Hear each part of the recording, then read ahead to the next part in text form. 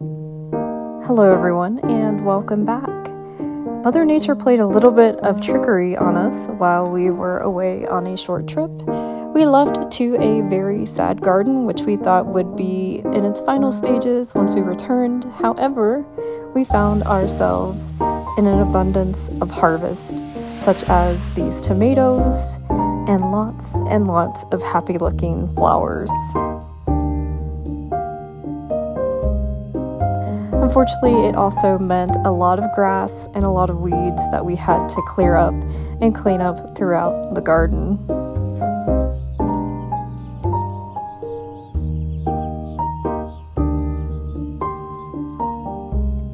The messiness, however, did not dissuade the pollinators from happily enjoying the plethora of blooms.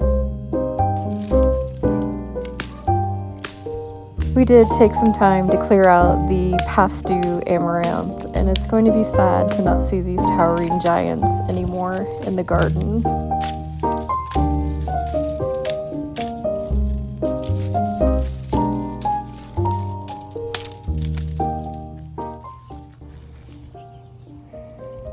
The birds enjoyed most of it. This isn't a bad thing, they'll spread it around. Probably be able to see wild amaranth growing everywhere. Once everything was nicely weeded and the grass was cut down a little bit, we were able to kindly step back and enjoy, and Paul used all of that extra silage to help continue to build up our compost bin.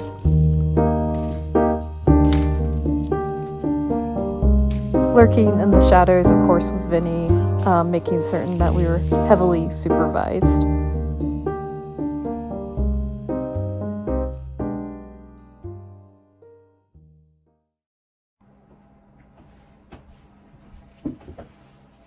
Hi everyone.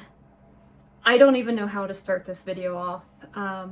It's been an interesting past couple weeks, to say the least, and while this will slightly divert off talking about the flowers, there is a large decision that was kind of a catalyst as to our next steps here at the flower farm that I want to share a little bit about. For those of you who have been following my journey, you know that I had discussed some things and some concerns that I had about the region that we currently live in, which is southern eastern Arizona.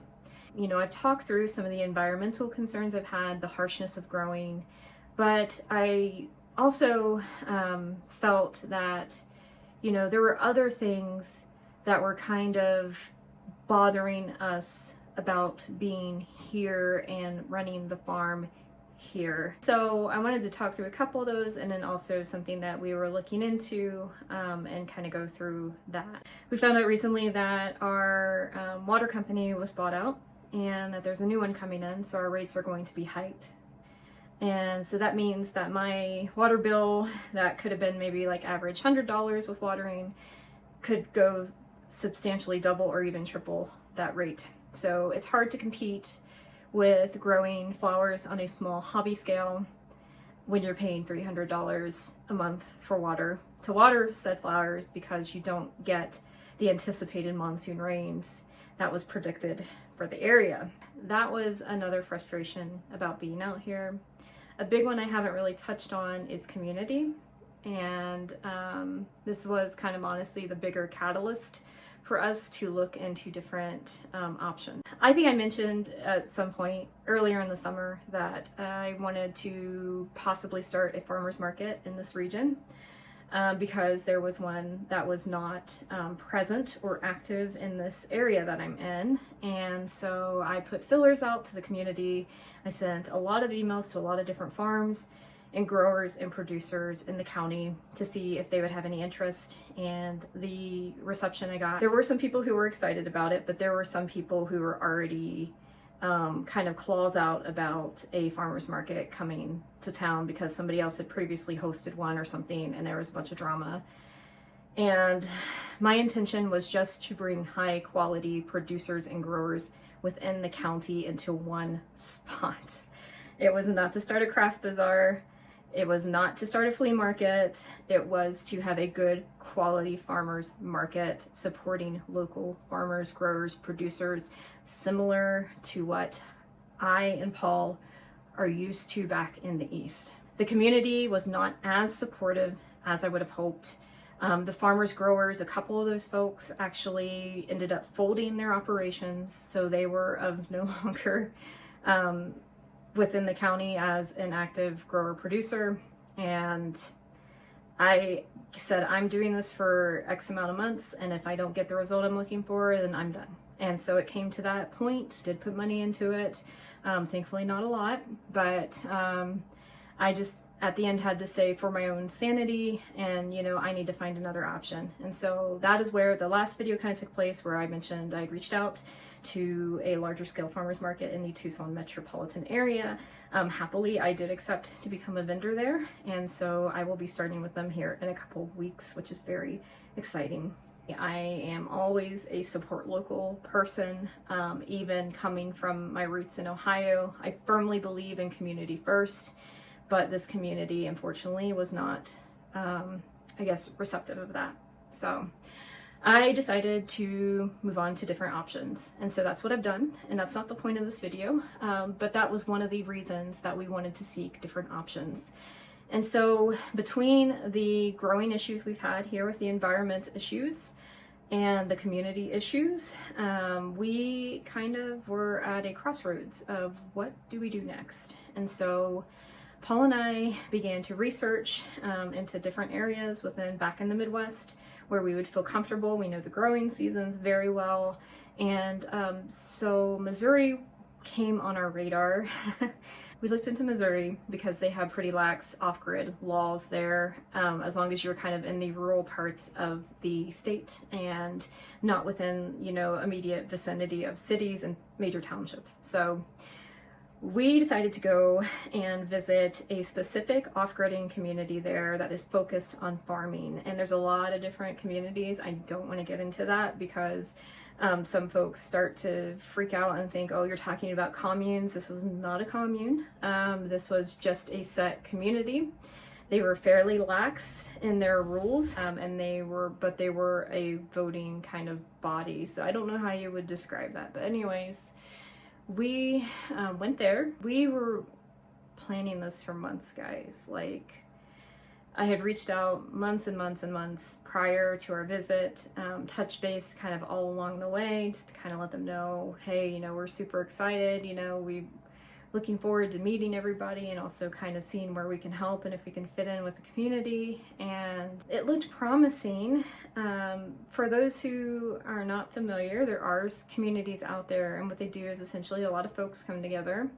They purchase large swaths of land, usually about 200 plus acres, sometimes less than that even, and they put all of that land into a land trust. From there, they have like a board of directors that kind of oversees a lot of the operations and things, or the bigger financial decisions, and the community then makes the kind of governance decisions and things of that sort as to what they want their community to be styled as, and ruling things and that kind of stuff. And so we were meeting with the community. We met our host and everything. They showed us around and stuff. And it's heart-wrenching, guys, to even talk about this. That's why I said I don't even know where to start, because it felt like a knife to the heart. We had put a lot of hopes and ambitions into this community. And as you can see, I'm tearing up a little bit because it's raw. It hasn't even been a week.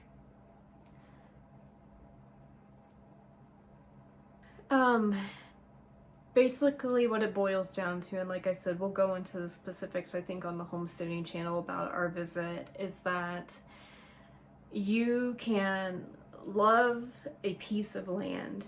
You can see the massive amounts of ambition, the dream. You can plan everything to a T. You can do everything right and still not win. And that's exactly what happened in this scenario, is that we went in with high ambitions. We kind of shared some of our hobbies with the group. We shared our kind of dreams, our plans, if what we see, what we want to steward the land on. And we shared our knowledge that we've accrued over the many years of food preservation, of building, dealing with earthen structures, water conservation efforts, off-grid building, but the community part was lacking. We went in and the hosts were fine, but the community was very cold and unreceptive. I don't want to say they were put off by visitors, but I don't think they wanted new members or residents there. They were very cold upon introduction. A lot of the discussions were kind of forced by Paul and I when we were visitors, and I felt like it should have been an opposite role. I felt like people should have been wanting to get to know us a little bit, and it kind of felt more like we were struggling to make connection with anyone. And that's what I mean, is that you can find the best place, heaven on earth, wherever you want to go to live. But if your neighbors suck, if the community's not there and supportive, or they don't want you there, then it would just be hell on earth. That is why it was so frustrating, guys. Paul and I always put our best foot forward when visiting people, and I don't know if it came off maybe as too fake or insincere. We took squash that we had grown here in our gardens. We gave them monetary donation, so we weren't taking advantage of the situation.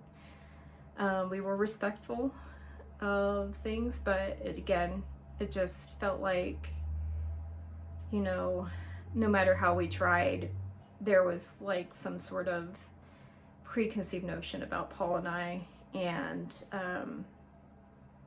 it just wasn't a good fit. One interesting thing though, we have a lot of lessons taken from this whole thing, to be honest, and I would say we do have an end goal to eventually make it up to, I think, northern Missouri. We love the land there. The grounds are beautiful. It is not at all what I anticipated. I seriously anticipated like plains of Iowa, flat fields. Instead, it was very beautiful rolling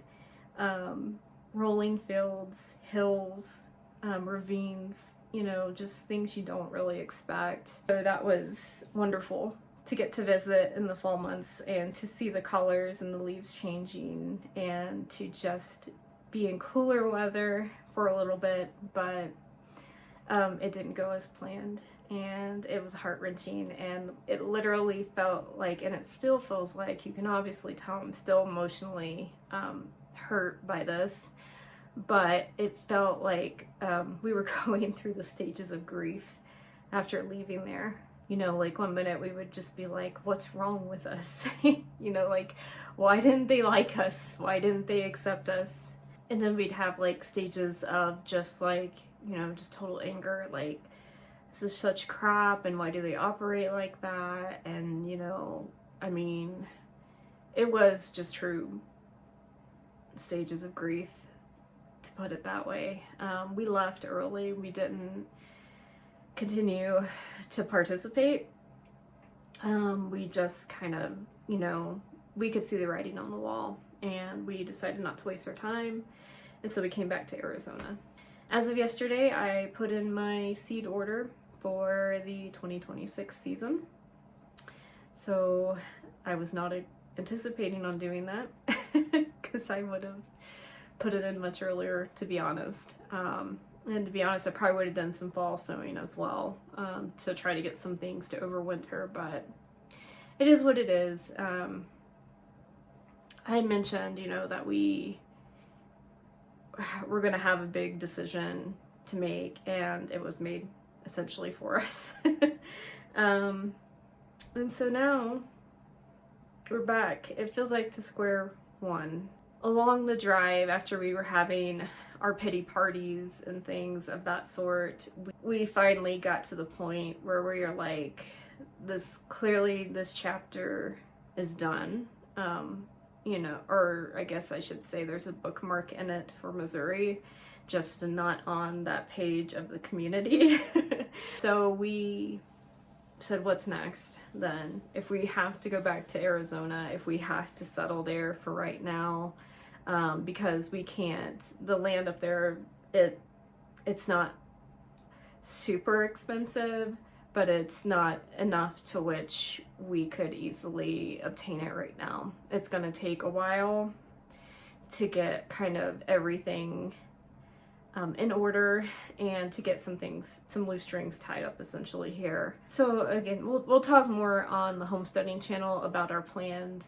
If you want to learn more about that, then I highly encourage you to go over to our homesteading channel, Kristen Helm, and we will have something posted probably soon, just a casual conversation between Paul and I about what occurred and what our future plans are. But essentially it is kind of, I don't know how to say without sounding hokey, but kind of creating our own paradise, our own oasis here with what we have. We're going to still keep giving it a go until, again, you know, it's just, we just get tired of it, I guess.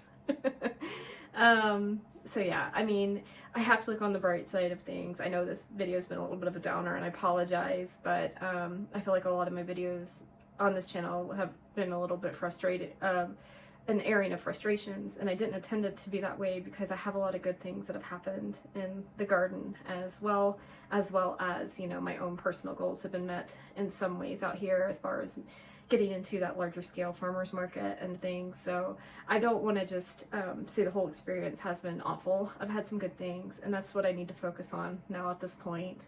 You know, I have to give myself, I guess, the grace to kind of move on. But like I said, it's still raw. It hasn't even been a week. And so the feelings are still going to be there. You know, it's hard to get over that. It's no different than maybe like losing a relative or losing a job. That's kind of the same sensation that Paul and I think are feeling right now. It's still pretty raw. Yeah, so in some of the footage you saw on this, probably in the earlier part, we are definitely starting to wind down here now. The temps are getting cool enough to where it is starting to affect some of my summer plants. You can tell the leaves are getting a little purpley, which is kind of a high stress sign for them, and a lot of stuff is just starting to fade. But I am looking forward to sharing my seed haul with you for what my plans are. There's definitely a lot I'm not doing again that I've learned from this last year, but there are some new things that I'm so excited to kind of bring into the fold of the garden and kind of give it a trial and go. We are going to be ordering in a lot more soil to continue to amend and build up the current soil we have. I'm so excited about the prospect of when I was gardening out there earlier in the season. I did see earthworms wriggling around, which is a huge win for out here in the desert. It's beyond, like, you just don't see worms out here in the barren ground. And so I've already made it thus far to where I've made some of this ground viable, and it's going to continue to grow and continue to get better. So I'm slightly disheartened with this. By the time I post this, though, I almost guarantee you I'll be over this whole ordeal. But I wanted to share it with everyone because it was an important thing to myself and Paul. It was a big catalyst that we had talked about, you know, without detail in other videos. And now that it's out there, we can kind of freely share it and just, you know, kind of move on. And this is to say that we're not going anywhere. We are purely here in Arizona, probably for the next year or two, while we try to figure out that next step going forward. And who knows? I'm rambling, but I did want to say thank you so much for watching, everybody. Hopefully there are happier days ahead, and I will see you next time.